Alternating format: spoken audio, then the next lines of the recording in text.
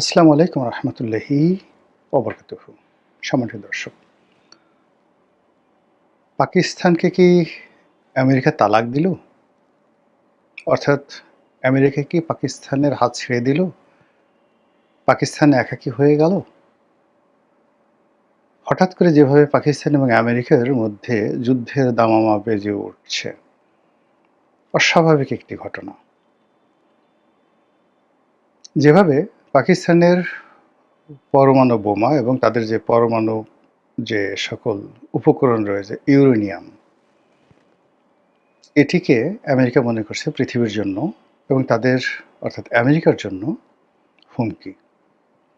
দ্বিতীয়ত আমেরিকা এমন যে শঙ্কা, সেই শঙ্কা প্রকাশ করেছে অন্য একটি কারণে, সেটি হলো দূরপাল্লার কিছু ক্ষেপণাস্ত্র পাকিস্তান উদ্ভাবন করেছে, যা দিয়ে পাকিস্তান থেকে সরাসরি আমেরিকাতে আক্রমণ চালানো সম্ভব।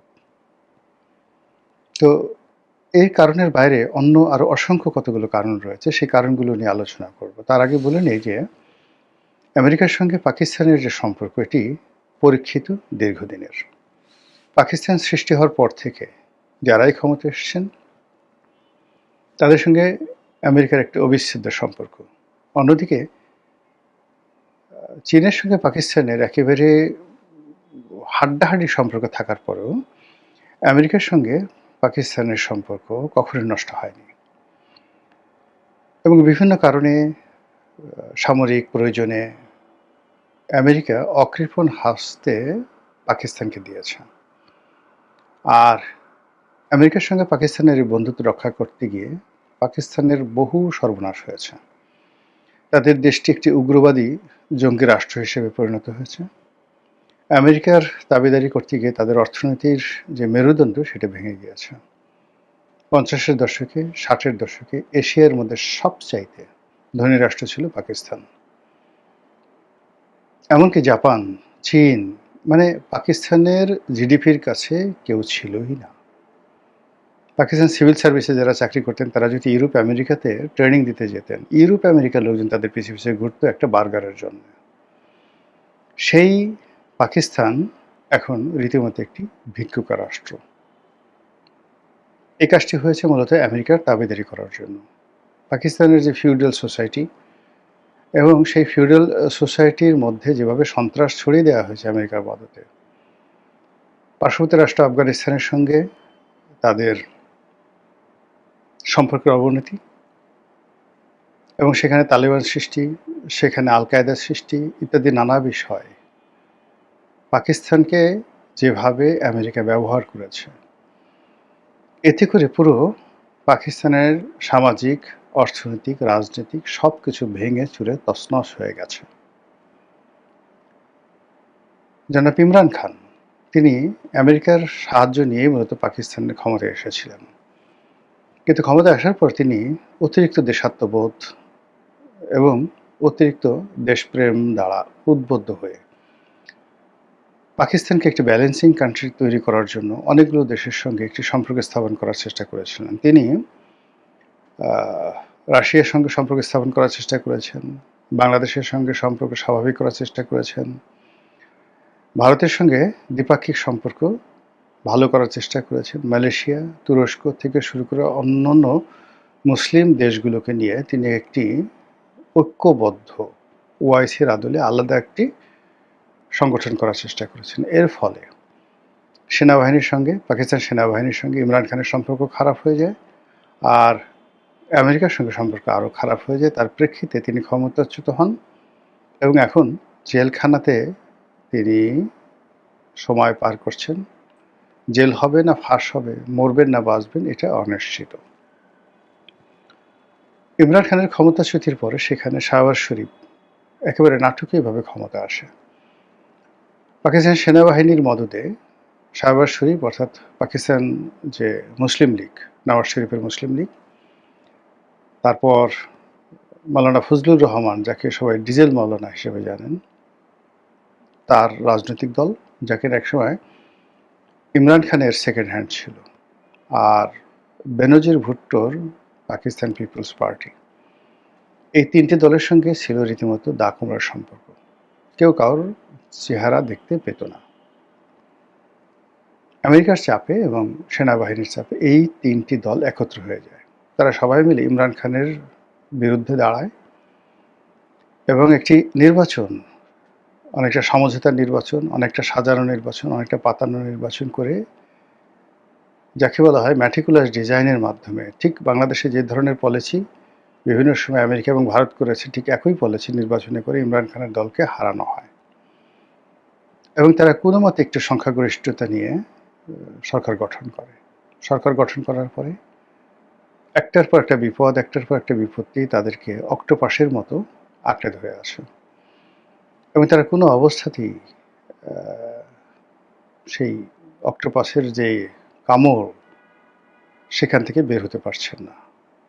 তাদের অর্থনীতি তছনছ হয়ে গেছে। রাজনীতি অতীতের যে কোনো সময়ের চাইতে রাজনীতির যে মান, গুণগত মান হারিয়ে গেছে। সেনাবাহিনীর সঙ্গে রাজনীতিবিদদের যে সম্পর্ক, সে সম্পর্ক অনেকটা মালিক এবং চাকরের পর্যায়ে চলে আসছে। সেনাবাহিনী মালিক আর রাজনীতিবিদ তাদের চাকর।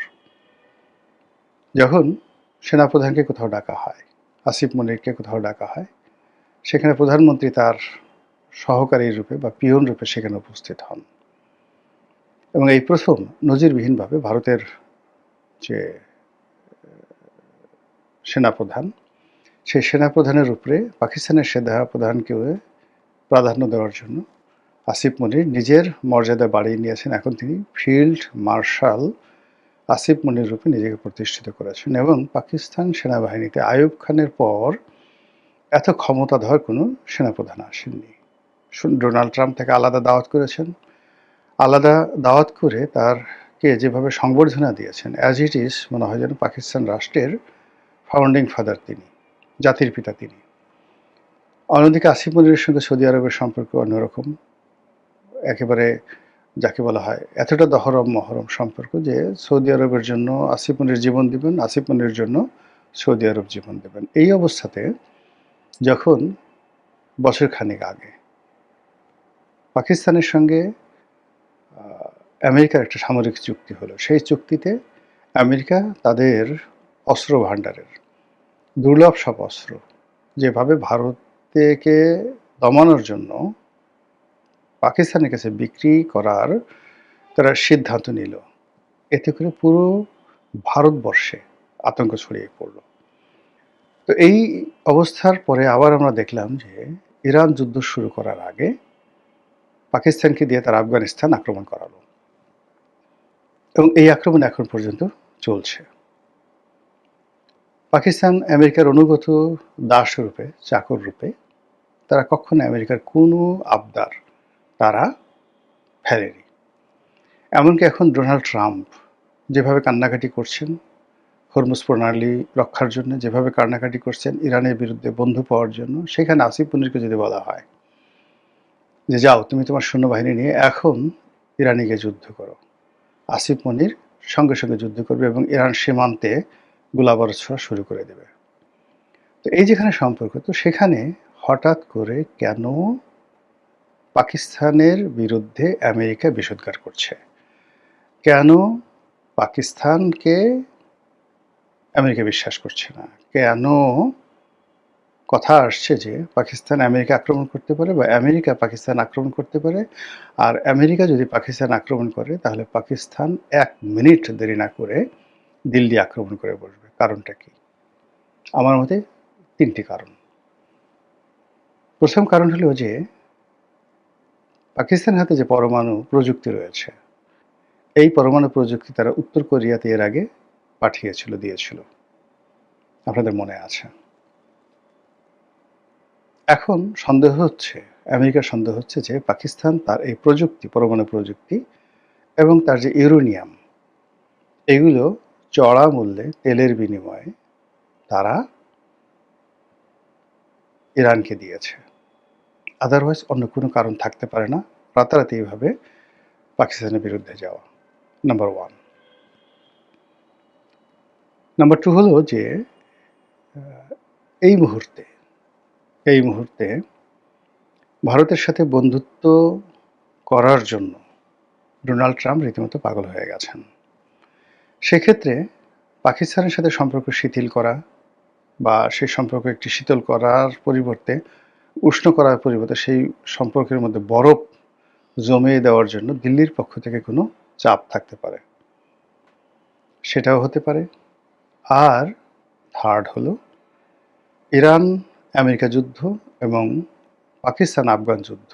এই যুদ্ধে আমেরিকা যেভাবে পাকিস্তানের কাছ থেকে সাহায্য চেয়েছিল, সহযোগিতা চেয়েছিল, সেই সাহায্য সহযোগিতা পাকিস্তান সম্ভবত করতে পারছে না।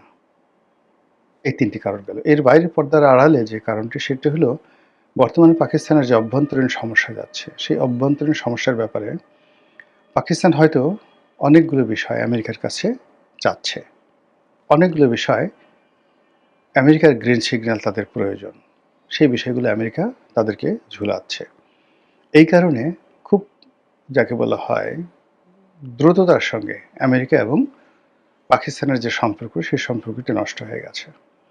আর এই সম্পর্ক নষ্ট হওয়ার যে ধারাবাহিকতা, এটা যদি চলতে থাকে, বিশেষ করে ইরান যুদ্ধে যদি আমেরিকা পরাজিত হয়, তাহলে পাকিস্তান মানে রীতিমতো অনেকটা স্বাধীন হয়ে পড়বে।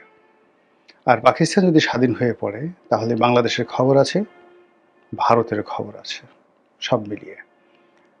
তো আগামীতে আমাদের আসলে সমস্যা আমাদেরকে ছাড়ছে না, একটার পর একটা সমস্যা আমাদের দিকে এগিয়ে আসছে। এখন সেই সমস্যায় পাকিস্তানের যে হঠাৎ করে বড় হয়ে যাওয়া, অথবা যে ইরানের সঙ্গে পাকিস্তানের সম্পর্কের উন্নতি অবনতি, আমেরিকার সাথে উন্নতি অবনতি, ভারতের সাথে যুদ্ধাবস্থা, সব মিলিয়ে বাংলাদেশের অবস্থা কোথায় দাঁড়াবে, নতুন সরকারের অবস্থা কোথায় গিয়ে পৌঁছবে, আমরা কোন দিকে এগোচ্ছি, এই বিষয়গুলো নিয়ে আগামীতে হয়তো আরও ইন ডিটেলস আপনাদের সামনে বলতে পারবো। মহান আল্লাহ আমাদের সবাইকে হেদায়েত দান করুন এবং হেফাজত করুন। আসসালামু আলাইকুম ওয়া রাহমাতুল্লাহি ওয়া বারাকাতুহু।